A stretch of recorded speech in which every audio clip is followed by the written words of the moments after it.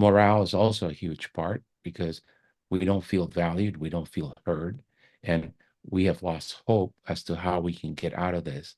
And that's why I push back so hard against words of children don't vote, we don't matter, we're pixie dust. Words do matter in some ways. We shouldn't use that language because we want to speak to the better half of each human. We're all good and bad, but we all have a good side. And so we want to speak to the good side and provide hope for younger people. In that vein, before we close out the show, because I could talk to you for another 2 hours, but it's the other side of the coin that needs to be addressed, and it gives seizures to people in the organized medicine world, is we need to address the administrative burden. And administrative burdens, everything from having to justify changing somebody from albuterol to Symbicort. Why do I need to justify that? That's what the standard of care is. It means clicking on the computer for things that don't have any meaning. It means the governor of the Commonwealth of Virginia asking me to take an additional 2 hours to see on human trafficking.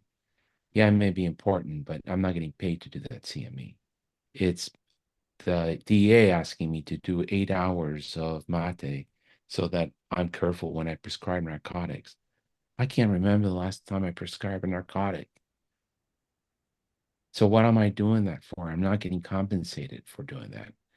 It's MOC. It's the amount that you have to pay the American Board of Pediatrics to maintain your certification if you're not of a certain age.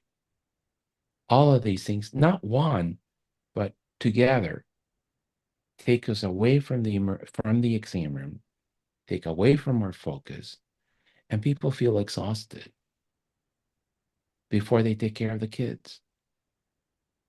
There's no question the administrative burden is a problem, and some of it is necessary. Those of us who own practices recognize how much we do administration just in our practice alone.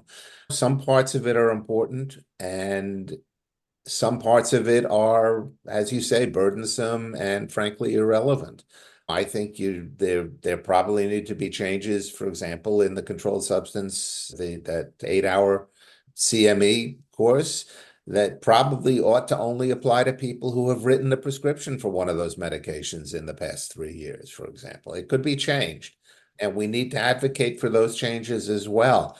But again, there's a lot of stuff I can think of to advocate for today and tomorrow, and I'm going to pick and choose the ones, number one, that I frankly have the biggest interest in, and number two, and the ones that I think I can get the biggest bang for my time in doing so. But there's a lot of us around, and somebody's interested in that one as well. And so they need to pick that up as a topic and get it advocated for. You talk about what the academy can do, and I've talked about some policy statements, but it would be great to see a resolution that the required controlled substance training system be changed. It would be great to have the AAP advocate for doing that, for example.